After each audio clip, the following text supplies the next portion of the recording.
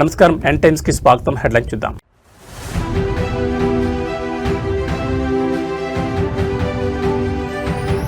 నదుల పరిరక్షణే కూటమి ప్రభుత్వ ధ్యేయం. గోదావరిని కాలుష్యరహితంగా తీర్చిదిద్దామన్న పవన్ కళ్యాణ్.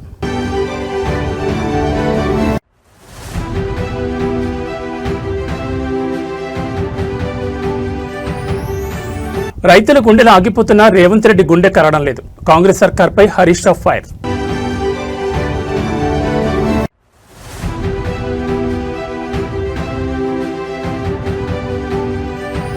తొండవాడను పాకిస్తాన్తో పోలుస్తావా?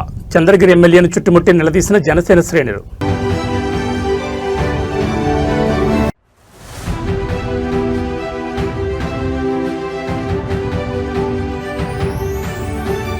పూర్తి ప్రభుత్వ ఖర్చులతో హైదరాబాద్ విజ్ఞాన యాత్ర. ఒక్కో ఏజెన్సీ జిల్లా నుండి 1000 మంది ఎంపిక. ఇక డీటెయిల్స్ చూస్తే ఆంధ్రప్రదేశ్ ఆరోగ్య రంగంలో సరికొత్త సాంకేతిక విప్లవానికి నాంది పడింది. మారుమూల ప్రాంతాల ప్రజలకు సైతం కార్పొరేట్ స్థాయి అత్యాధునిక వైద్య సేవలను చేరువచేయడమే లక్ష్యంగా కూటమి ప్రభుత్వం సరికొత్త అడుగులు వేస్తోంది. ఇందులో భాగంగా చిత్తూరు జిల్లా పూతలపట్టు ప్రాథమిక ఆరోగ్య కేంద్రాలను ఏర్పాటు చేసిన సంజీవని ప్లాట్ఫామ్లో ఏఐ అసిస్టెడ్ కన్సల్టేషన్ విధానాన్ని ముఖ్యమంత్రి చంద్రబాబు నాయుడు స్వయంగా వీక్షించారు. ఆర్టిఫిషియల్ ఇంటెలిజెన్స్ సహాయంతో సామాన్యులకు అందుతున్న వైద్య ప్రక్రియను చూసి ఆయన హర్షం వ్యక్తం చేశారు. పూతలపట్టు పిహెచ్సికి వెళ్లిన ముఖ్యమంత్రికి అక్కడి మెడికల్ ఆఫీసర్ ఈ సరికొత్త టెక్నాలజీ పనితీరును లైవ్ లో డెమో ఇచ్చి చూపించారు. ఒక రోగి ఆసుపత్రికి రాగానే నర్సులు రికార్డ్ చేసిన శరీర ఉష్ణోగ్రత, బీపీ, పల్స్ వంటి వైటల్స్ ఆటోమేటిక్ గా సిస్టంలోకి ఎలా అప్లోడ్ అవుతాయో సీఎం పరిశీలించారు. అనంతరం సదరు రోగి యొక్క పాత వైద్య చరిత్రను ఏఐ సిస్టమ్ క్షణాల వ్యవధిలో సేకరించడం, డాక్టర్ల విశ్లేషణకు అది ఎలా తోడ్పడుతుందనే అంశాలను ముఖ్యమంత్రికి వైద్యులు వివరించారు. ఈ సాంకేతికతలో అత్యంత కీలకమైన ఏఐ సపోర్ట్ ఆటోమేటెడ్ డాక్యుమెంటేషన్ విధానాన్ని సీఎం చంద్రబాబు నాయుడు ప్రత్యక్షంగా అడిగి తెలుసుకున్నారు. డాక్టర్లు రోగితో మాట్లాడుతున్నప్పుడే ఏఐ సాఫ్ట్వేర్ ఆటోమేటిక్ గా కేస్ షీట్ ను రికార్డ్ చేస్తుంది. చివరిగా రోగికి ఎలాంటి కాగితాలు అవసరం లేకుండా అత్యంత పారదర్శకంగా డిజిటల్ ప్రిస్క్రిప్షన్ జనరేట్ అయ్యే ప్రక్రియను లైవ్ లో చూసి సీఎం అభినందించారు. దీనివల్ల వైద్యుల సమయం ఆదా అవడమే కాకుండా రోగులకు మరింత ఖచ్చితత్వంతో కూడిన చికిత్స అందుతుందని అధికారులు తెలిపారు. సాంకేతికతను సామాన్యుడి చెంతకు చేర్చడంలో ఎల్లప్పుడూ ముందుండే సీఎం చంద్రబాబు ఈ సంజీవని ప్లాట్ఫామ్ పనితీరుపై పూర్తి సంతృప్తిని వ్యక్తం చేశారు. రాబోయే రోజుల్లో రాష్ట్ర వ్యాప్తంగా ఉన్న అన్ని ప్రాథమిక ఆరోగ్య కేంద్రాలకు ఈ ఏఐ అసిస్టెడ్ కన్సల్టేషన్ విధానాన్ని విస్తరింపజేస్తామని స్పష్టం చేశారు. దీని ద్వారా గ్రామీణ ప్రాంతాల్లో ఉన్న రోగుల డేటా సురక్షితంగా డిజిటలైజ్ చేయబడుతుందని, భవిష్యత్తులో వారికి అత్యవసర వైద్యం అందించడానికి ఇది ఒక మైలురాయిగా మారుతుందని పబ్లిక్ హెల్త్ ఎక్స్పర్ట్స్ అభిప్రాయపడుతున్నారు. మెడికల్ రంగంలో ఆర్టిఫిషియల్ ఇంటెలిజెన్స్ ను సమర్థవంతంగా వాడుకుంటూ ఏపీ ప్రభుత్వం చేపట్టిన ఈ సరికొత్త ప్రయోగం దేశంలోని హెల్త్ టెక్నాలజీ విభాగంలో సరికొత్త మోడల్గా నిలవబోతోంది. డాక్టర్ అనిల్ కుమార్ నాయర్ గారితో మీకు అపాయింట్మెంట్ ఇస్తున్నామ్మా. సార్ నేను కలిసే ముందు ఒకసారి స్టాఫ్ నర్స్ దగ్గరికి వెళ్ళి మీ బీపీ షుగర్ అంతా ఎంత ఉందని ఒకసారి చెక్ చేసుకోండి మా. చెక్ చేసుకున్నాక సార్ దగ్గరికి వెళ్ళండి. లాస్ట్లో తిరిగి వెళ్ళేటప్పుడు నాకు ఈ స్లిప్ చూపించేసి వెళ్ళండి, ఓకేనా?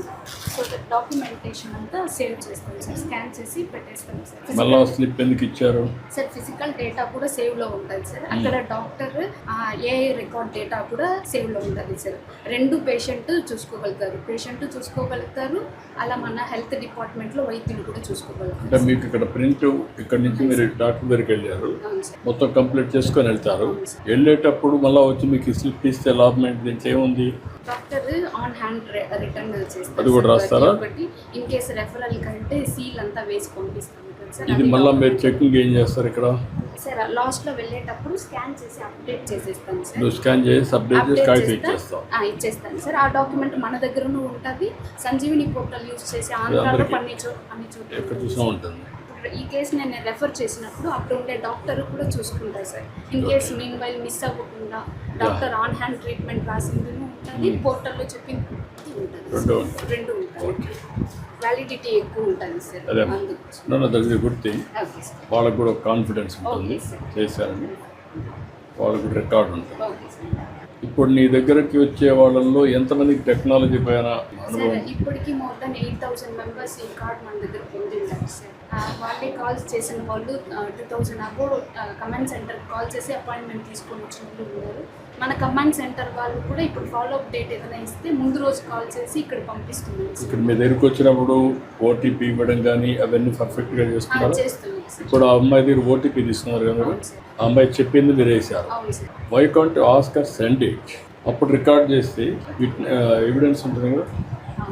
ఓరల్గా మీరు తీసుకున్నారు, ఓరల్గా తీసుకున్నప్పుడు నువ్వు కూడా రాయించు. అది యు ఆర్ సిన్సియర్. బట్ సిస్టంలో ఎందుకు వచ్చింది, ఆవిడ ఇవ్వాల్సింది నేరుగా ఫోన్ నుంచి చేస్తే రికార్డ్ అయిపోతుంది. That will be more documentation will tell. Andhra Pradesh జీవనాడులైన పవిత్ర నదుల పరిరక్షణ ధ్యేయంగా కూటమి ప్రభుత్వం నడుంబిగించింది. ఇందులో భాగంగా గోదావరి నదిని పూర్తి కాలుష్యరహితంగా తీర్చిదిద్దేందుకు ఉప ముఖ్యమంత్రి పవన్ కళ్యాణ్ కీలక అడుగు వేశారు. నదిలోకి ఎలాంటి మురుగునీరు, పారిశ్రామిక మరియు ప్లాస్టిక్ వ్యర్థాలు చేరకుండా నిరోధించేందుకు తీసుకోవాల్సిన తక్షణ చర్యలపై సమగ్ర నివేదిక సమర్పించాలని ఆయన ఉన్నతాధికారులను ఆదేశించారు.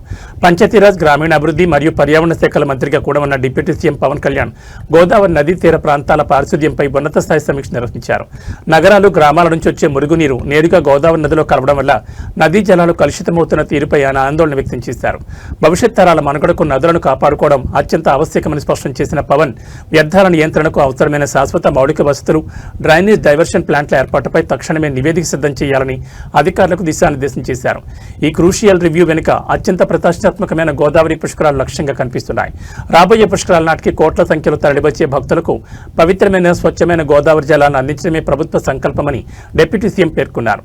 పుష్కరాల ఘాట్ల వద్ద ప్లాస్టిక్ రహిత నియమాలు కఠినంగా అమలు చేయాలని, నదీ పరివాహక ప్రాంతాల్లో వ్యర్థాల మేనేజ్మెంట్ను పటిష్టం చేయాలని ఆదేశించారు. ఈ భారీ ప్రాజెక్టు ద్వారా గోదావరి నదికి పూర్వవైభవం తీసుకురావాలని పవన్ కళ్యాణ్ అధికారులను కోరారు. గోదావరి నదిని ప్రక్షాళన చేసేందుకు డిప్యూటీ సీఎం పవన్ కళ్యాణ్ స్వయంగా చొరవ తీసుకోవడంపై పర్యావరణ ప్రేమికులు, నదీ తీర ప్రాంత ప్రజలు హర్షం వ్యక్తం చేస్తున్నారు. కేవలం పండుగల సమయాల్లోనే కాకుండా నిరంతరం గోదావరి నది స్వచ్ఛంగా ఉండేలా నివేదికలు తెప్పించుకుని క్షేత్రస్థాయిలో నిధులు కేటాయించేందుకు సిద్ధమవడంపై కూటమి ప్రభుత్వం నిబద్ధత స్పష్టమవుతోందని రాజకీయ విశ్లేషకులు భావిస్తున్నారు. గోదావరి నది పవిత్రతను కాపాడడంతో పాటు పర్యావరణ సమతుల్యత కోసం ఉప ముఖ్యమంత్రి పవన్ కళ్యాణ్ తీసుకున్న నిర్ణయం అద్భుతమైన మార్పులకు నాంది పలుకుతుందని ఆశిస్తున్నారు. ఓవరాల్గా ఇట్లాంటి ఎఫ్లూయెన్స్ స్టేట్ వైడ్, మన డిస్ట్రిక్ట్ వైడ్ ఎక్కడ వెళ్తున్నాయి ఒకసారి నాకు నోట్ ఇవ్వండి ఒకసారి. పీసీబీ దగ్గర ఉందా, ఐడియా ఉందా వాళ్ళ దగ్గర? డేటా అది ఇవ్వండి ఒకసారి. అంటే ఒకసారి పాయింట్ ఇట్లాంటివి ఏమున్నాయి అంటే ఏంలా మీరు ఏమొచ్చినా సరే ఆ నదిలోకి చిన్న ప్లాస్టిక్ కవర్ రాకుండా ఉండాలంటే ఏం చేయాలి? Let's talk about it. అంటే ముందు ఒకసారి ఉంది కదా ఇప్పుడు 3 స్కీమ్స్. అవును సార్.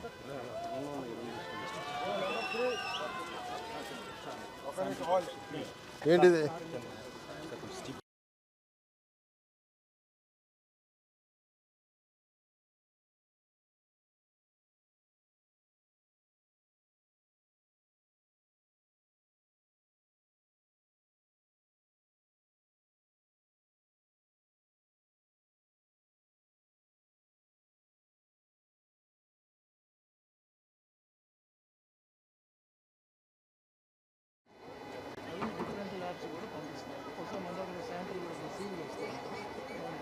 హైదరాబాద్లోని ముఖ్యమంత్రి నివాసంలో ఒక ఆసక్తికర రాజకీయ భేటీ చోటు చేసుకుంది. తమిళనాడు రాష్ట్రంలో ఇటీవల నూతనంగా మంత్రిగా బాధ్యతలు స్వీకరించిన పి విశ్వనాథన్ నేడు తెలంగాణ ముఖ్యమంత్రి రేవంత్ రెడ్డిని మర్యాదపూర్వకంగా కలుసుకున్నారు.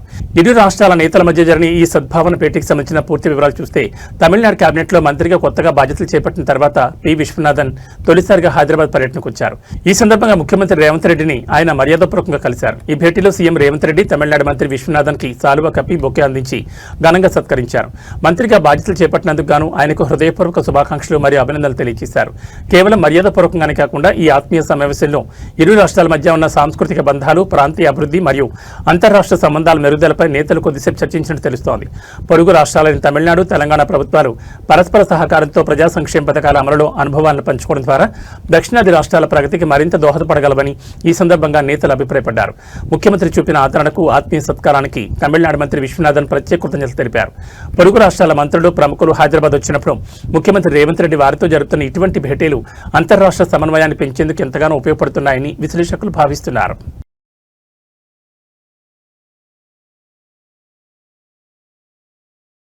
తెలంగాణలో ధాన్యం కొనుగోళ్ల చుట్టూ రాజకీయం వేడెక్కింది. ఐకేపీ కేంద్రాల్లో నెల రోజులుగా వడ్ల కుప్పల ముందే రైతులు పడిగాపులు కాస్తున్నా ప్రభుత్వం పట్టించుకోవడం లేదంటూ బీఆర్ఎస్ సీనియర్ నేత, మాజీ మంత్రి హరీష్ రావు కాంగ్రెస్ సర్కార్పై తీవ్రస్థాయిలో విరుచుకుపడ్డారు. ఐకేపీ సెంటర్లలో రైతుల గుండెలు ఆగిపోతున్నా ముఖ్యమంత్రి రేవంత్ రెడ్డి గుండె కరడం లేదంటూ ఆయన చేసిన వ్యాఖ్యలు ఇప్పుడు రాష్ట్ర వ్యాప్తంగా రాజకీయ సంచలనం సృష్టిస్తున్నాయి. రాష్ట్ర వ్యాప్తంగా ఏర్పాటు చేసిన ధాన్యం కొనుగోలు కేంద్రాల్లో క్షేత్రస్థాయి పరిస్థితులు దయనీయంగా మారాయి. తాము పండించిన వడ్లను అమ్ముకోవడానికి కొనుగోలు కేంద్రాలకు తీసుకొచ్చి నెల రోజులు గడుస్తున్నా ఇంతవరకు కనీసం ధాన్యం నింపేందుకు రైతులకు గన్ని సంచులు కూడా ఇవ్వడం లేదని అన్నదాతలు లబోదిబ్బోమంటున్నారు. ఎండ తీవ్రతకు ఒడ్లు ఎండిపోతుండడం, మరోవైపు అకాల వర్షాలు వస్తే ఎక్కడ తడిసిపోతుందోనని రైతులు రాత్రింబవళ్లు కొనుగోలు కేంద్రాల వద్ద జాగారం చేస్తున్నారు. రైతుల ఈ దీనస్థితిపై మాజీ మంత్రి హరీష్ రావు తీవ్రంగా స్పందించారు. అన్నదాతలు గుండె పగిలి చనిపోతున్నా రేవంత్ రెడ్డి ప్రభుత్వంలో చలనం లేదని ధ్వజమెత్తారు. ధాన్యం కొనుగోలు ప్రక్రియను పూర్తిగా గాలి కుదిలేశారని, కనీసం సంచులు సరఫరా చేయలేని చేతగాని స్థితిలో ఈ ప్రభుత్వం దంటూ దిగిపట్టారు. కొనుగోలు జరపకుండా కాలయాపన చేస్తూ రైతులు తక్కువ ధరకే దళారులకు అమ్ముకునేలా ప్రభుత్వం పరోక్షంగా మిల్లుల యజమానులకు కొమ్ము కాస్తోందని ఆయన ఆరోపించారు. సకాలంలో కొనుగోలు జరగకపోవడంతో అటు బ్యాంకుల నుంచి తెచ్చిన పెట్టుబడి అప్పులకు వడ్డీలకు పెరిగిపోతున్నాయని, ఇటు తూకం వేయడంలో ఆలస్యం జరుగుతోందని రైతులు ఆవేదన వ్యక్తం చేస్తున్నారు.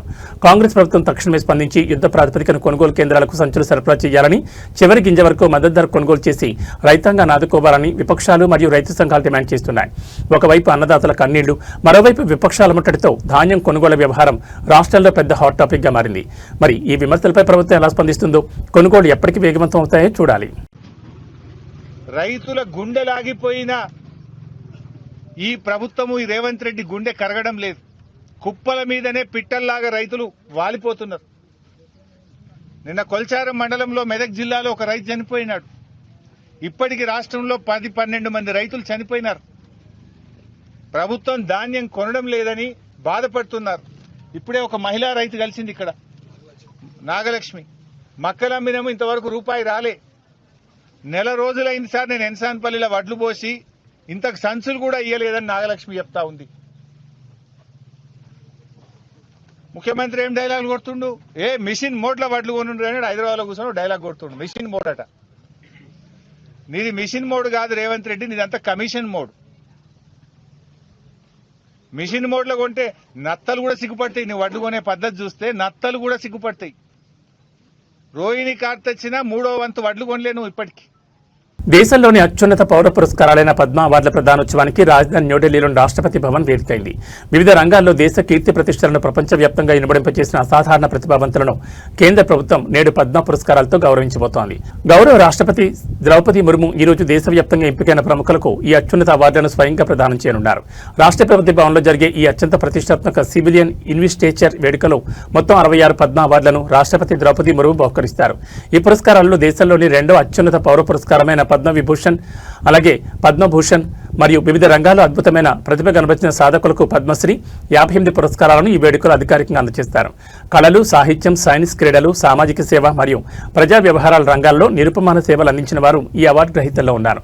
ఈ మహోన్నత కార్యక్రమానికి భారత ప్రధానమంత్రి నరేంద్ర మోడీ, కేంద్ర హోంమంత్రి అమిత్ షాతో పాటు పలువురు కేంద్ర మంత్రులు, అత్యున్నత స్థాయి దౌత్యవేత్తలు మరియు రక్షణ రంగాల అధిపతులు హాజరు కానున్నారు. దేశ ప్రగతిలో భాగస్వాములైన అన్సంగ్ హీరోస్ అనబడి తెర వెనుక సామాన్య ప్రతిభావంతులను గుర్తించి ఈ వేదికపై గౌరవిస్తుండడం ఈ పద్మ అవార్డుల ప్రత్యేకత. సాంప్రదాయం పద్ధతిలో సాగే ఈ అట్టహాస వేడుకను వీక్షించేందుకు దేశ ప్రజలందరూ ఎంతో ఆసక్తిగా ఎదురుచూస్తున్నారు. ఈ ఏడాది పద్మ పురస్కారాలు అందుకుంటున్న వారిలో తెలుగు రాష్ట్రాలైన ఆంధ్రప్రదేశ్ మరియు తెలంగాణకు చెందిన పలువురు ప్రముఖులు ఉండడం విశేషం. సాహిత్యం, సంస్కృతి, వైద్యం మరియు సేవా రంగాల్లో తెలుగు నేల ఖ్యాతిని చాటిన వీరు నేడు రాష్ట్రపతి చేతుల మీదుగా ఈ ప్రతిష్టాత్మక అవార్డులను స్వీకరించి దేశ రాజధానిలో తెలుగు జెండాను ఎగరవేయబోతున్నారు. అవార్డు గ్రహీతలందరికీ దేశవ్యాప్తంగా అభినందనలు వెలువకురుస్తోంది. దేశరత్నాలకు రాష్ట్రపతి భవన్లో జరిగే ఈ పద్మ పురస్కారాల సత్కారం ప్రతి ఒక్క భారతీయుడికి ఎంతో గర్వకారణం.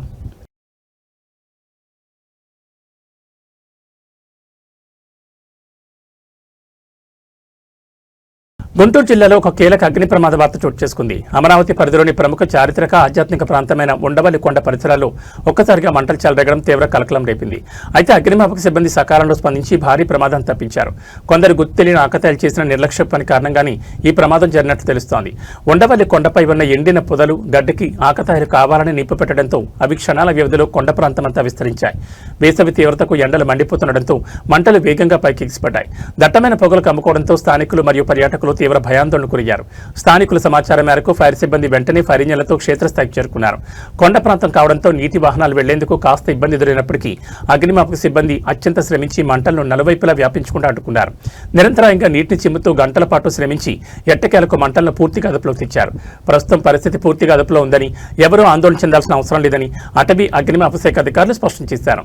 చారిత్రక కట్టడాలకు ఎలాంటి నష్టం వాటిల్లకపోవడంతో అందరూ ఊపిరి పీల్చుకున్నారు. పురాతన పర్యాటక ప్రాంతాల్లో ఇలాంటి బాధ్యతారాహిత్య పనులను పాల్పడే ఆకతాయిలపై పోలీసులు కఠిన చర్యలు తీసుకోవాల్సిన అవసరం ఎంతైనా ఉంది.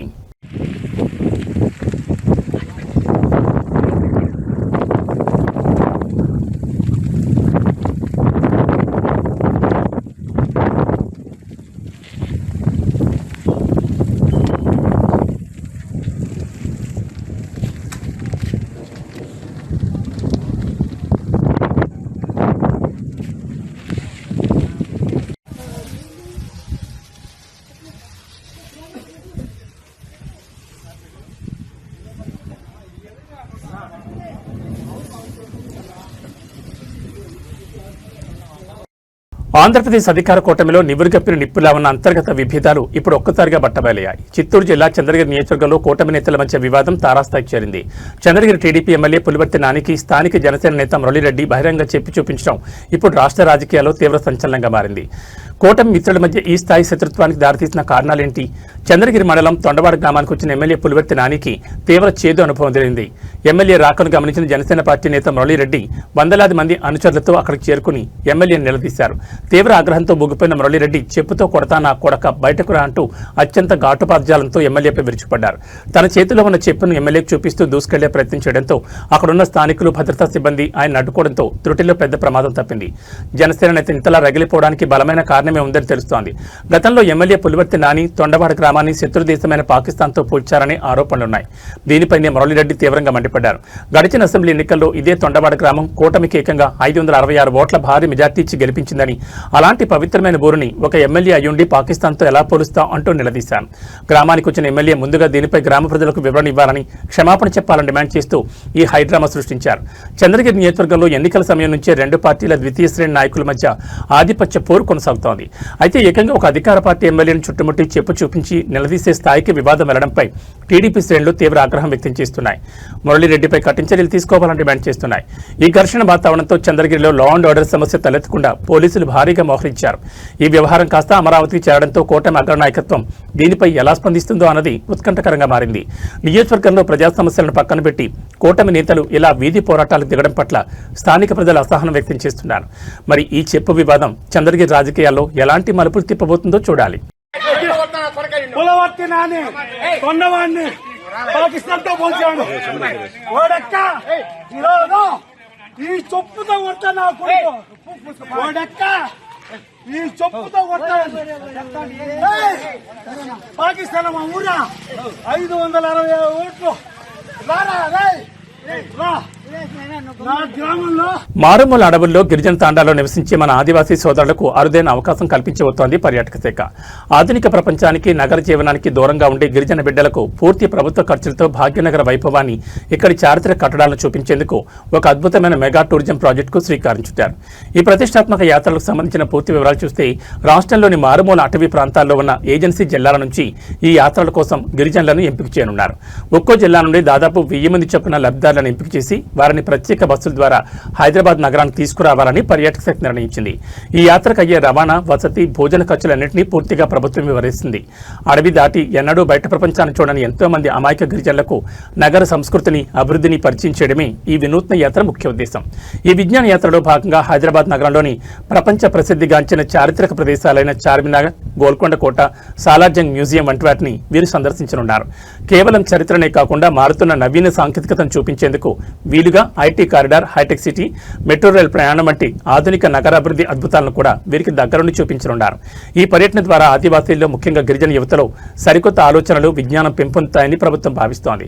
పర్యాటక శాఖతో పాటు గిరిజన సంక్షేమ శాఖ సంయుక్తంగా ఈ మెగా యాత్రల బాధ్యతను తీసుకోబోతున్నాయి. సుదూర ప్రాంతాల నుంచి వచ్చే గిరిజనులకు ఎలాంటి ఇబ్బందులు కలగకుండా ప్రతి బస్సుకు ప్రత్యేక గైడ్లతో పాటు వైద్య సదుపాయం కూడా కల్పించనున్నారు. త్వరలోని జిల్లాల వారీగా లబ్ధిదారుల ఎంపిక ప్రక్రియ ప్రారంభం కానుంది. ఈ నిర్ణయంపై ఏజెన్సీ ప్రాంతాల్లోని గిరిజన సంఘాలు, ప్రజలు హర్షం వ్యక్తం చేస్తున్నారు.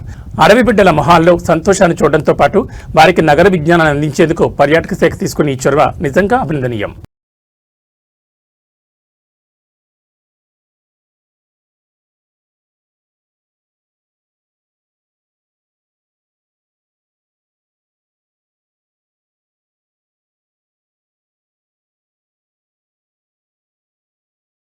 హైదరాబాద్ భాగ్యనగరంలో అత్యంత కీలకమైన పశ్చిమ మండలం కనెక్టివిటీ రూట్ మెహదీపట్నం మీదుగా ప్రయాణించే వాహనదారులకు అలర్ట్.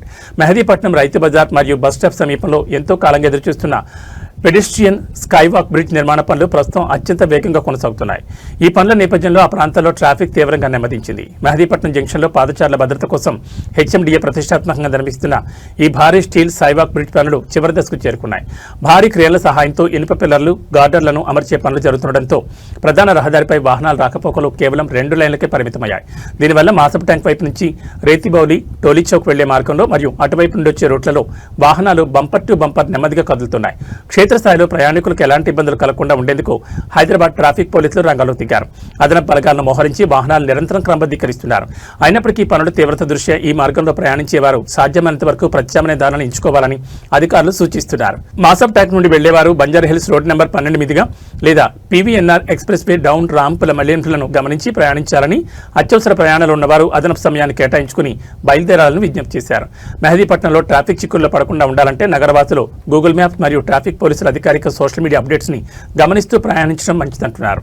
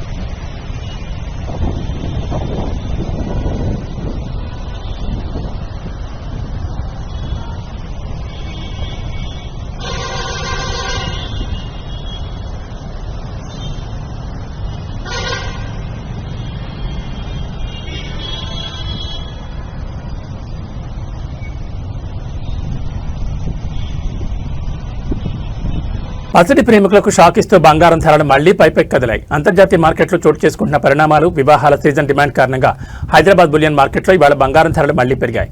పసిడితో పాటు వెండి ధరలు కూడా అదే బాటలో పయనిస్తూ సామాన్యులకు మరింత భారాన్ని కలిగిస్తున్నాయి. ఇవాళ బులియన్ మార్కెట్ ముగిసే సమయానికి 24 క్యారెట్ల 10 గ్రాముల స్వచ్ఛమైన పసిడి ధరపై ₹320 ఎగబాకి ఏకంగా 1,59,380కి చేరింది. అదేవిధంగా ఆభరణాల తయారీకి ఉపయోగించే 22 క్యారెట్ల 10 గ్రాముల బంగారం ధర కూడా 300 మేర పెరిగి ప్రస్తుతం మార్కెట్లో 1,46,100 పలుకుతోంది. గత కొన్ని రోజులుగా స్థిరంగా ఉన్న రేట్లు ఒక్కసారిగా మళ్లీ పెరగడం కొనుగోలుదారులు ఆందోళన రేకెత్తిస్తోంది. మరోవైపు వెండి ధరలు కూడా భారీ స్థాయిలో కొనసాగుతున్నాయి. నేడు మార్కెట్లో 1 కేజీ సిల్వర్ రేటు 2,95,000 వద్ద స్థిరంగా కొనసాగుతోంది. అయితే ఈ ధరలు కేవలం ప్రాథమిక బులియన్ మార్కెట్లో రేట్లు మాత్రమేనని తెలుగు రాష్ట్రాలైన ఆంధ్రప్రదేశ్, తెలంగాణలోని వివిధ నగరాలు మరియు ప్రాంతాలను బట్టి స్థానిక పన్నులు మరియు జ్యువెలరీ షోరూంల మేకింగ్ ఛార్జీలను బట్టి తుది ధరల్లో కొంతమేర తేడాలుండే అవకాశం ఉందని మార్కెట్ నిపుణులు స్పష్టం చేస్తున్నారు. పెళ్లిళ్ల సీజన్ నడుస్తున్న తరుణంలో బంగారం ధరలు ఎలా పెరగడం మధ్యతరగతి కుటుంబాలకు ఇబ్బందికరంగా మారనుంది. అయితే సురక్షిత పెట్టుబడిగా భావించే బంగారం వైపు ఇన్వెస్టర్లు మొగ్గు చూపుతుండటంతో ధరలకు ఇంకా రెక్కలొచ్చే అవకాశం ఉందని అంచనా వేస్తున్నారు.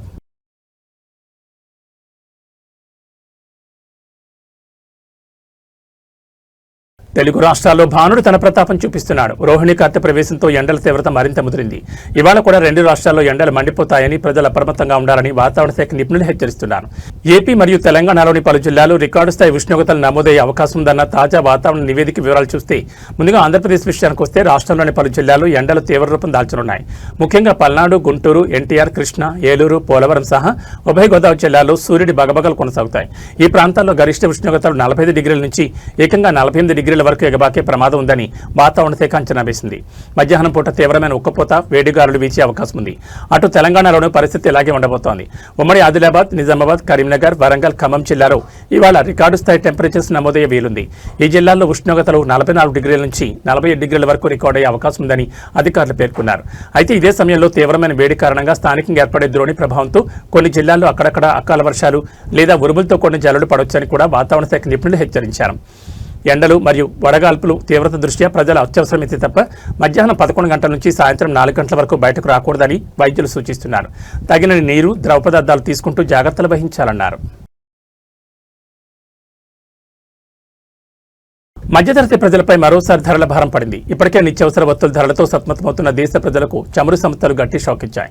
దేశవ్యాప్తంగా పెట్రోల్, డీజిల్ ధరలు మళ్లీ పెరిగాయి. అంతర్జాతీయ మార్కెట్ ప్రభావమో లేదా చమురు సంస్థల ఇష్టారాజ్యమో గానీ లీటర్ ఇంధనంపై దాదాపు ₹3 వరకు వడ్డించడం ఇప్పుడు వాహనదారుల్లో తీవ్ర ఆందోళన కలిగిస్తోంది.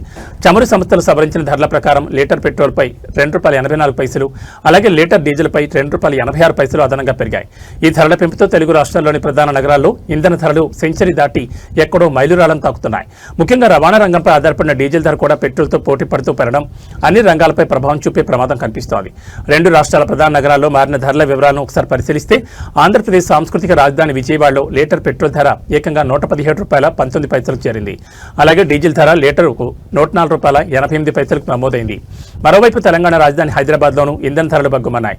భాగ్యనగరంలో లీటర్ పెట్రోల్ రేటు ₹115.58 చేరగా డీజిల్ ధర లీటరు ₹103.74 కొనసాగుతోంది. జిల్లాల వారీగా లోకల్ ట్యాక్సుల ఆధారంగా ఈ ధరలు మరికొంత పెరిగే అవకాశం ఉంది. ఈ ఆకస్మిక ధరల పెంపుపై వాహనదారులు, సామాన్య ప్రజల నుంచి తీవ్ర వ్యతిరేకత వ్యక్తమవుతోంది. డీజిల్ ధరలు పెరగడం వల్ల లారీలు, ఇతర రవాణా వాహనాల ఛార్జీలు పెరిగి తద్వారా కూరగాయలు, ఇతర నిత్యావసర వస్తువుల ధరలు కూడా ఆకాశాన్ని తాకుతాయని సామాన్యులు ఆవేదన వ్యక్తం చేస్తున్నారు. ప్రభుత్వం తక్షణమే జోక్యం చేసుకుని పన్నులు తగ్గించడం ద్వారా ఇంధన ధరలను అదుపు చేయాలని డిమాండ్ చేస్తున్నారు. పెరిగిన ధరలు బడ్జెట్ను తలకిందులు చేస్తుంటే సామాన్యుడి బండి బయటకు తీయాలంటేనే భయపడే పరిస్థితి వస్తోంది. మరి ఈ ధరల పెంపుపై ప్రభుత్వం ఎలా స్పందిస్తుందో చూడాలి. ఇవి బులెటిన్ విశేషాలు. మరో బులెటిన్లో మళ్ళీ కలుసుకుందాం. నమస్కారం.